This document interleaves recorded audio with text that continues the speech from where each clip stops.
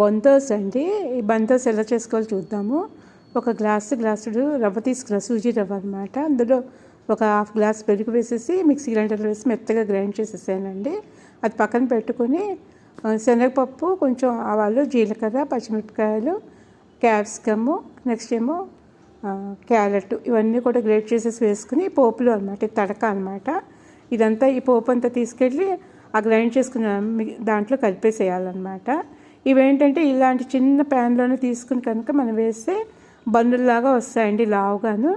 Eno వేయాలి. Next రుచికి సరిపడా సాల్ట్ వేయాలన్నమాట. ఇంగు మాత్రం వేసుకోండి, పోపులో బాగుంటుంది. ఉల్లిపాయలు కూడా కావాల్సిన వాళ్ళు వేసుకోవచ్చు. ఇది టమాటా పచ్చడి అనమాట. ఇందులోకి టమాటా పచ్చడి చాలా బాగుంటుంది అనమాట.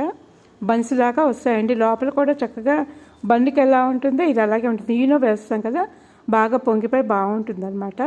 ఈ బందోస్ ఒకసారి ట్రై చేసి చూడండి, నచ్చుతుంది.